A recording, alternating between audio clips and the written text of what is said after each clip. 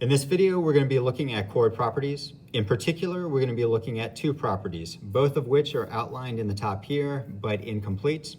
We will be completing those blanks by drawing diagrams and inductively and deductively looking at them.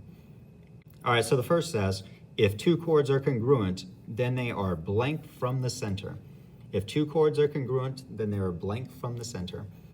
All right, to get this started, what we're going to do is draw a picture of a circle.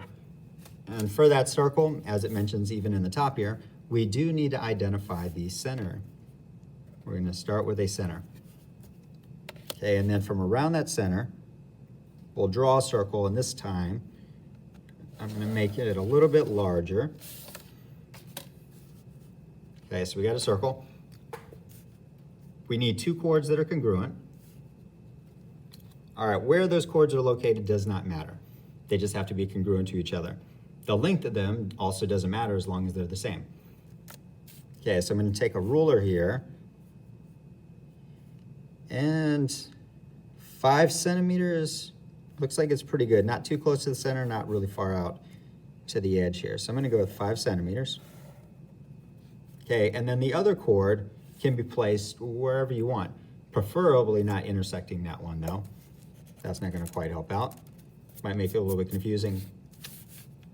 Let's go ahead and put it over here, and then I'm going to have that arc over here to the side, just because I think that'll give me a more accurate picture. All right, so two congruent chords. I can go ahead and put some double markings on them, just to indicate that they are congruent.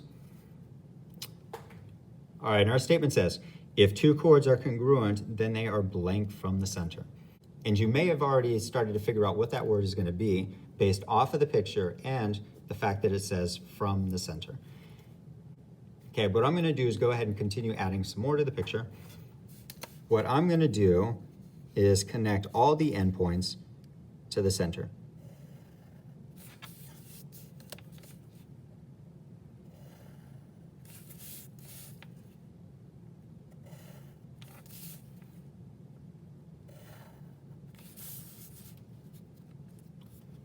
All right, and what's special about all the segments I just drew is that they have the same length. They're all congruent to each other because they all represent a radius.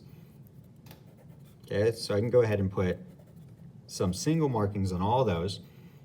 And when I do that, I can actually make a claim here that the two triangles are congruent to each other by side, side, side. They both have two radii lengths. They also have a chord which is congruent to the other one. All right, so the triangles are congruent to each other by side, side, side, which means that any corresponding parts will also be congruent to each other. That would include the angles. It would include those two angles, these two angles. In fact, these are isosceles triangles, right? These two angles would be the same size as those two, and then these would be the same as well. All right, but the part that we're really going to be looking at is the altitude. Okay, let me rotate this around. The altitude of this triangle measured perpendicular to the base, which is my chord, would look like this. Okay, and it does have to be at a right angle. That altitude would have to be congruent to the altitude of this triangle. Still, corresponding parts of congruent triangles are congruent, which means that our first blank, if two chords are congruent, then they are equidistant. They are equidistant from the center. All right, for our second property, if a diameter is perpendicular to a chord, then that diameter blank the chord. If a diameter is perpendicular to a chord, then that diameter blank the chord. All right, so let's start with a picture of a circle.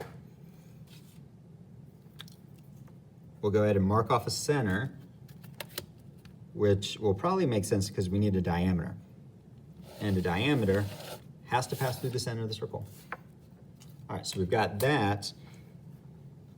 We need a diameter that's perpendicular to a chord. What I'm going to do is draw a chord first. I'll start with that. Okay, so let that be a chord. I'm going to give it endpoints too. Let's call it A and B. Okay. We have a chord. We have a circle. I want a diameter that is perpendicular to that chord. Okay. You could draw diameters anywhere, right? You can take a pick there. Of course, we want it to be around here. We want it to actually be perpendicular there. And the way that we can do that is to fold.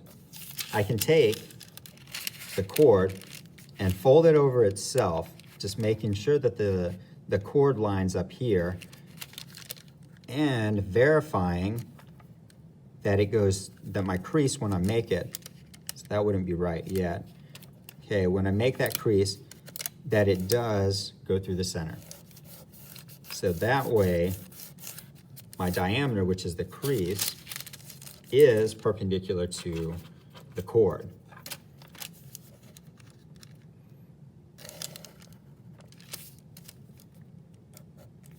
All right, so by my folding, I've got my prompt, right? The diameter is perpendicular to a chord. I got that part there. The follow-up to it is that the diameter blank the chord. All right, so when that diameter makes contact with the chord, what also appears to happen with it?